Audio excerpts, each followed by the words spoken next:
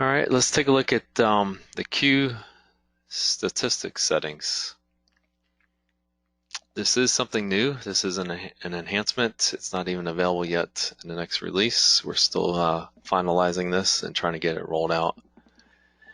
But I can choose some statistics that I'm going to see on the dashboard, and I can choose which queues I'm going to show this for. By default, it'll show all queues. And I could choose which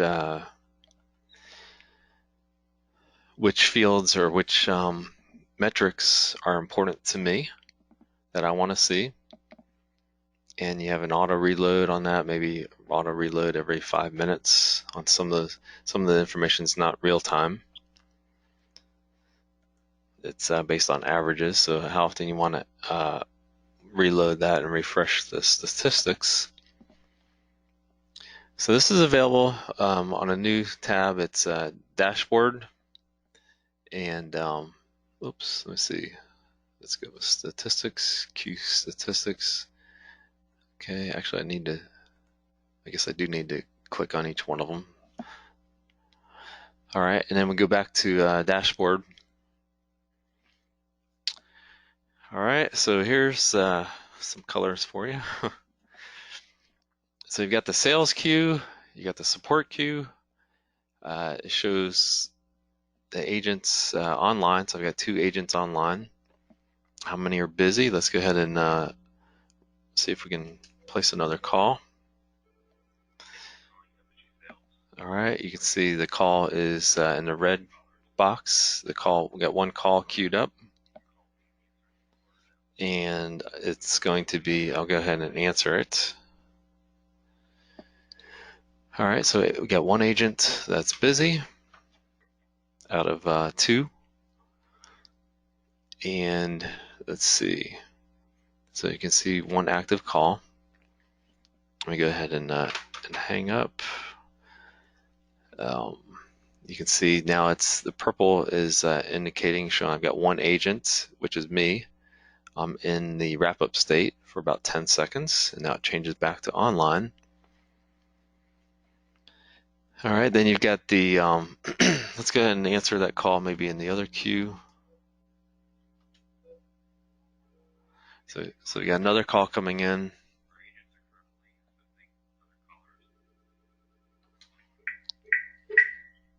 And I've answered the call by the second phone that I have. Okay, so in the sales queue, you've got one out of your 2 agents are busy. Active calls, they're in the sales queue. Let's see. You've got the oldest call waiting. This is an average. You've got the answered calls. How many calls have been answered, the speed at which they've been answered, the average call duration, the total number of abandoned calls. And this has been since for the day. Okay, so if you're wondering about the time frame for these statistics, it's for the day. And then you've got the queue, the average wait time. These calls, they're getting answered or getting placed. They're not really spending a lot of time in the queue. They're actually bringing the agent so that they're not actually in the queue waiting to be answered. All right, so this is the new dashboard that we're going to be rolling out here. It's again, it's not available in the current release, but we are looking at trying to get that finalized maybe within the next month or 2. And so you'll see that in an upcoming release. So some good things coming down the pipe there. But I did want to show that because that's a lot of people have been asking for that. Now I want to look at reports. So to wrap up here, we've spent a good bit of time showing you some information. Now let's look at reports. So you got the general information. To be honest, not a lot of useful information. These reports here are just going to show you like the basic parameters of the system, like the agents. It'll show you a list of all the agents, a list of all the queues and their extension numbers, the list of all the wrap-up codes.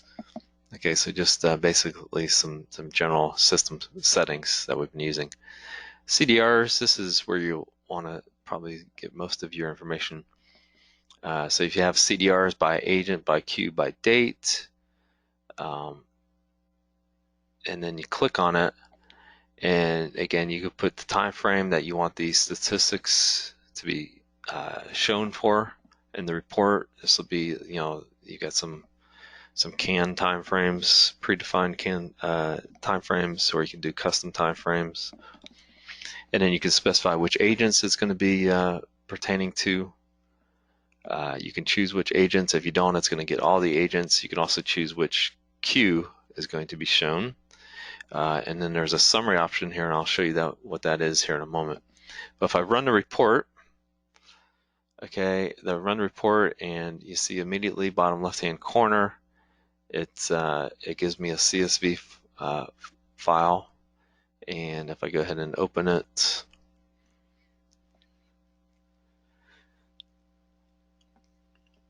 just takes a moment to open. All right, it's open on my other screen, so let me slide it in.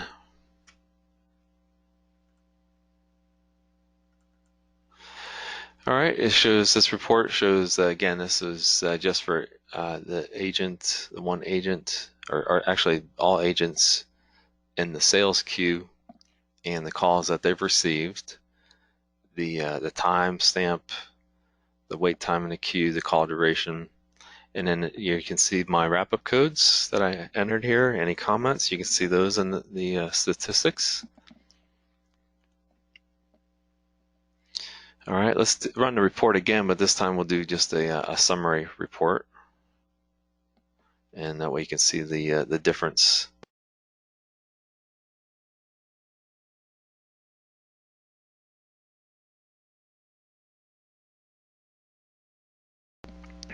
All right, the summary report is exactly that. It shows just a summary of the agents in the sales queue, how many calls were answered, their call duration, and the total call duration and the call duration average.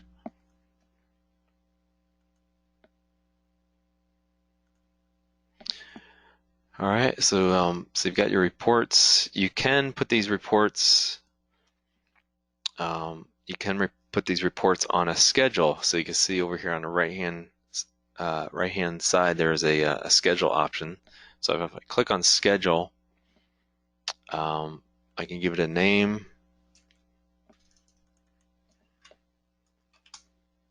Let's say Andy's report.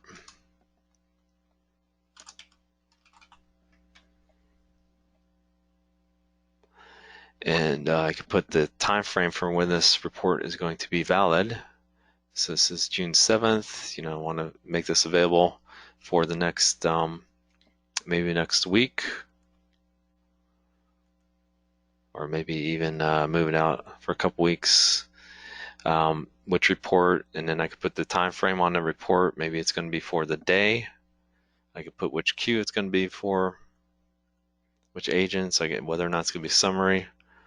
How often is this report going to be recurring?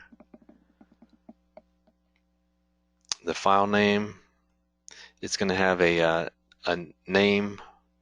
It'll have the name of the report, the date, and the timestamp on it by default. You can change that up. And the report, once it's generated, it can be sent to your email address. You just put in your email, or it can be sent to an FTP server, and then you put the server information in there. So you can have that generated automatically every day. Monday morning, 9 a.m., you get a report in your email. It has the call statistics on it. All right, so that's your reports. There's one that we've added here recently. I just want to show it, and this will probably be the last item. This is the agent trace report. So if I click on the agent tracing report, and again, this is new. You're not going to see this in the current software.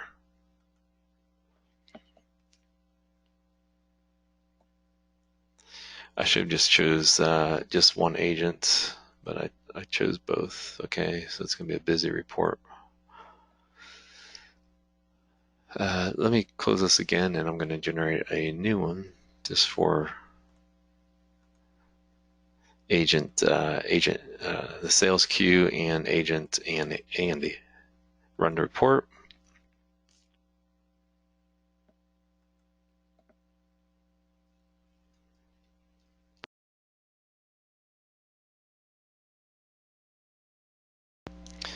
All right, so this will track all the basically all the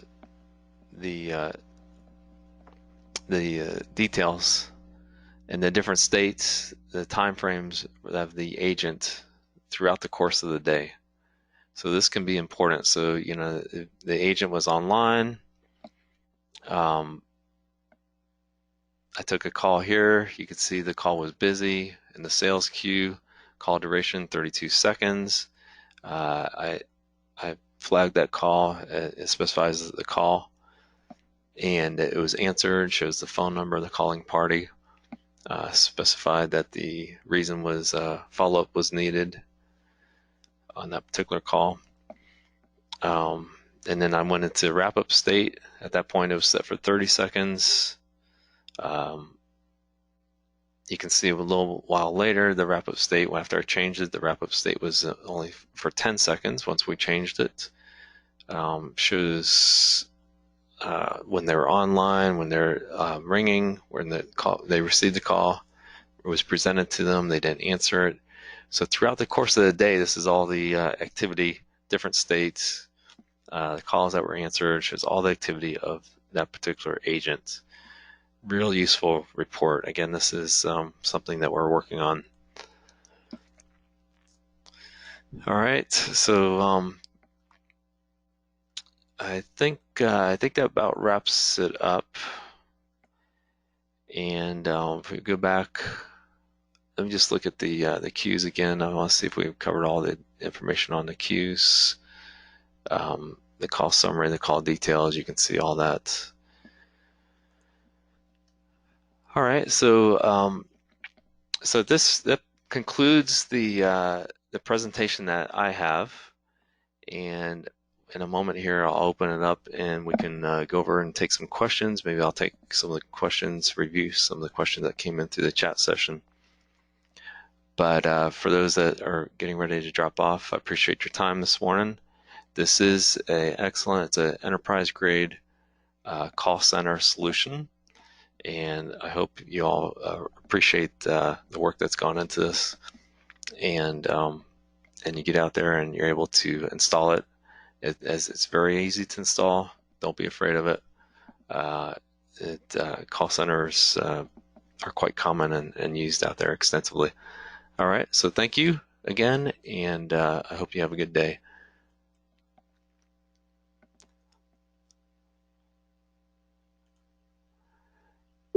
All right, let me just go ahead and I'm going to turn recording off.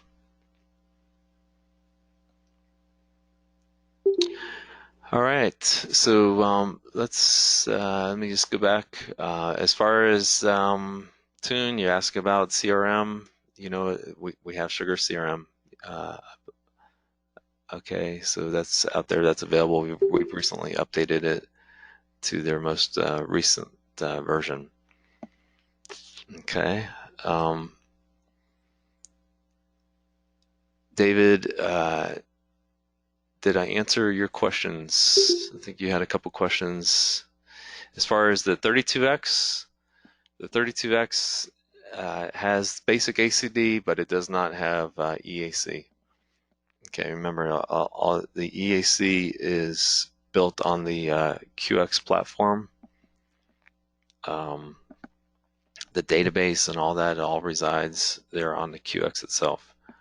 So it has all your basic ACD settings. That's all in there. Okay. Let me open up the microphones in case anybody has a question that they'd like to ask. The microphones are open, so if you do have a question, either chat or audio, either one will work.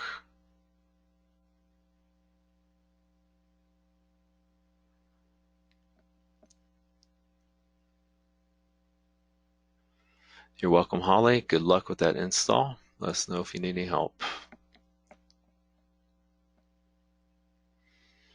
All right, the question pertaining to CRM, there is a document on a support portal with the Sugar CRM. I'll talk about how to configure that and how to get that work. It's been recently updated. So it has their current, actually their free open source is Sugar CRM. We just updated that within the last month. So let us know if you have questions on that, but that should be on a support portal. And by the way, if you do have questions on the ACD EAC, you can go into the support portal and you look at the knowledge base software applications, and then you have the EAC ACD service. Click on software, and there's a user's guide which has all the information in it.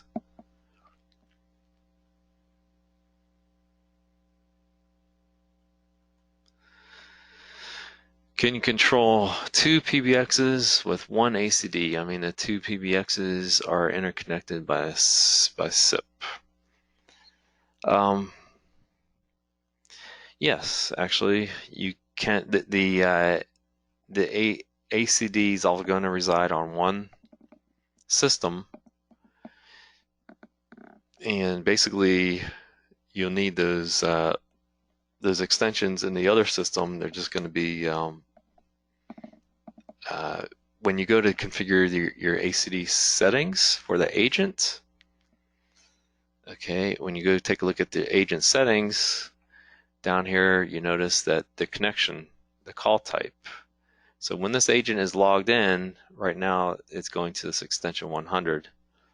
But when the agent logs in, I could just as easily send that call out to the PSTN. I could just as easily send it out through the call routing table using the auto option.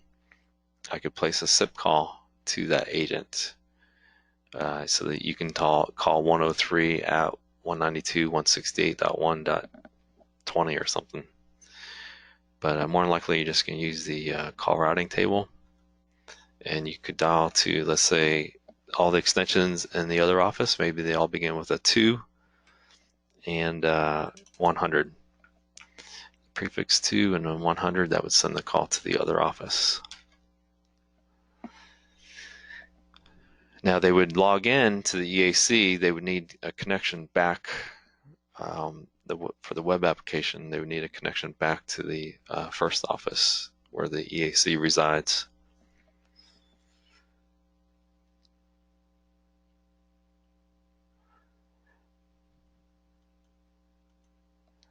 All right. Okay, so that would work for you, David.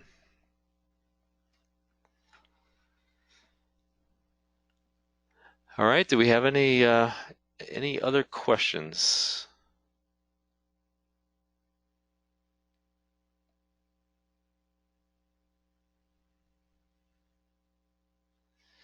All right. Then again, can you manage remote extensions? Can you manage remote extensions? Yes. These can be remote extensions. So I could be you can have your telecommuters that are working from home, and they can have a remote extension. And that remote extension could be an ACD agent. It's again, these agents are treated just like regular extensions, so that's not a problem.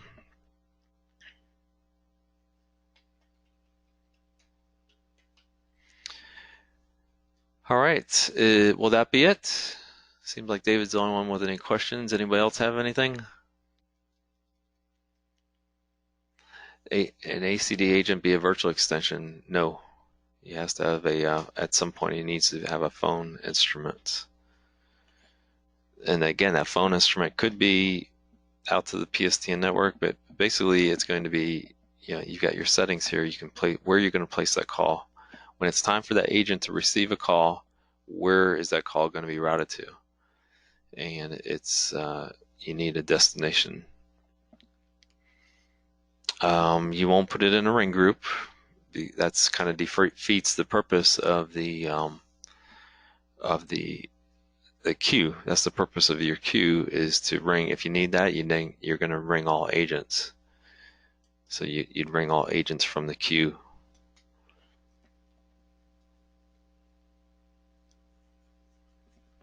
Yeah, I suppose, I mean, a system is going to place a call over the other PBX, and if you're going to send that over to a ring group in the other PBX, then I suppose that can happen.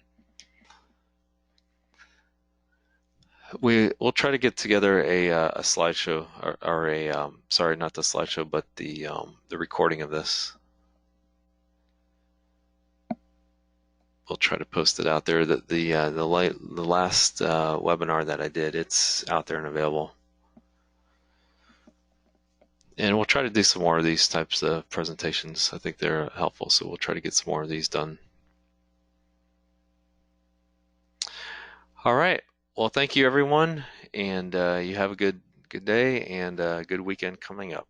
All right. Thanks for joining, and good luck to all of you.